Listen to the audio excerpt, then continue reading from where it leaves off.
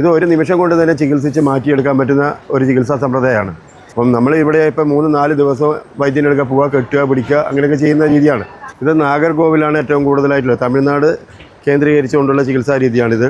അപ്പോൾ ഇവിടെ സദാനന്ദ വൈദ്യരുണ്ട്. അപ്പോൾ സദാനന്ദ വൈദ്യരെ എന്താണ് നിങ്ങളുടെ ഈ ചികിത്സ? അപ്പോൾ ഇന്നലെ എൻ്റെ കാലിലൊരു കുത്ത് വെച്ച് തന്നിട്ട് എൻ്റെ കാലിൻ്റെ വേദന മാറ്റി. അപ്പോൾ എനിക്കത് കുറേ ദിവസമായിട്ട് എനിക്ക് വേദന കൊണ്ട് നടക്കുമായിരുന്നു. അപ്പോൾ അതെങ്ങനെയാണ് സംഭവം? അത് അടങ്കൽ പ്രയോഗം എന്ന് പറയുന്ന പ്രയോഗമുണ്ട്. അടങ്കൽ പ്രയോഗം എന്ന് പറഞ്ഞാൽ ഉദ്ദേശിക്കുന്നത് നമ്മുടെ പൂർവികർ പെട്ടെന്ന് ആളുകളെ ചികിത്സിച്ച് മാറ്റുന്ന രീതിയാണ്.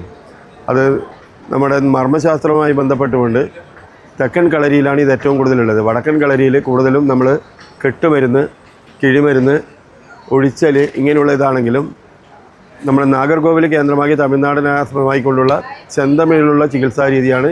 അത് പണ്ട് അടിമുറൈ എന്ന് പറയുന്ന ശാസ്ത്രത്തിൽ നിന്നാണ് ഇത് വരുന്നത്. ഇത് തമിഴ്നാട് കേന്ദ്രീകരിച്ചുകൊണ്ട് പ്രചാരത്തിലുള്ളതാണ്.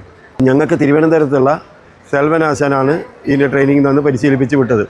108 മർമ്മങ്ങളുമായി ബന്ധപ്പെട്ടുകൊണ്ട് നമ്മുടെ ശരീരത്തിലെ പല നാഡീഞരമ്പുകളും അസ്ഥി ഞരമ്പുകളും മസിൽസുകളൊക്കെ ക്ഷതങ്ങൾ വരുമ്പോൾ അതിനെ തട്ടി ലെവലാക്കുന്ന രീതിയാണിത്.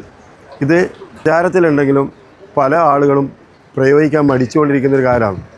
നമ്മൾ പല ആളുകളും നടുവേദന വിട്ടുമാറാതെ വരുമ്പോൾ തൈലം കൊടുത്തിട്ട് അവർ നീരെടുത്ത് കളഞ്ഞാൽ ഒരു ദിവസം വന്ന് നമ്മൾ അടങ്കൽ പ്രയോഗം ചെയ്യുകയും അടങ്കൽ പ്രയോഗത്തിലൂടെ എത്ര പഴയ നടുവേദനയും മുട്ടുവേദനയൊക്കെ മാറിയെടുക്കും. കൂടുതൽ പ്രയാസമുള്ള എല്ല് തേയ്മാനമെല്ലാമായിട്ട് വളഞ്ഞിട്ട് വരുന്നത് മാത്രമേ 2-3 തവണ വരുള്ളൂ. ബാക്കി ഒരുവിധമെല്ലാം ഒറ്റ ദിവസം കൊണ്ട് തന്നെ നമുക്ക് ചെയ്ത് മാറ്റിയെടുക്കാൻ പറ്റുന്നതാണ്. ഇത് അന്യം നിന്ന് പോകുന്ന ഒരു കലാവിരുദ്ധമാണിത്.